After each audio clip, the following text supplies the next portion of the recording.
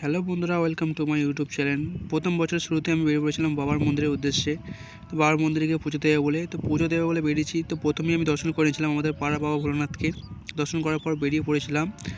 ঠান্ডার মধ্যে রাস্তা দিয়ে যাচ্ছিলাম, তো দেখাই যাচ্ছে না যে এতটা কুয়াশা রাস্তায়, এটা গাড়ি চলে গেল সেটাও বুঝতে পারলাম ঠিকভাবে। তো দেখতে দেখতে চলে এসেছিলাম আমি মজপুর কালী মন্দিরের কাছে। কালী মন্দির এখনও খোলেনি, বন্ধ। দেখতেই পাচ্ছ এতটা রাস্তায় কুয়াশা। তো এই কুয়াশার মধ্যেও যাচ্ছিলাম বাবার মন্দিরে বাবাকে দর্শন করতে। তো ফাইনালি আমি চলে এসেছিলাম বাবার মন্দিরের কাছে, মানে এটা তারাগোসা রেল স্টেশন, তার পাশ দিয়ে আমি যাচ্ছিলাম হেঁটে বাবার মন্দিরেতে। তারপর বাবার মন্দিরে গিয়ে এই যে পাশে দোকানগুলো ছিল, আমি দোকান থেকে কেনাকাটা করে বেরিয়ে পড়েছিলাম বাবার কাছে পুজো দেবে বলে। বাবার কাছে পুজো দেবে বলে কথা, এই যে পাশের দোকানগুলো, এখান থেকে তুমি ডালা কিনে নিতে পারবে। ডালা কিনে বাবার কাছে পুজো দিতে পারবে। বিভিন্ন রকমের ডালা আছে। তো বাবার কাছে পুজো দেবো, তোমাদের সবার নামে পুজো দেবো।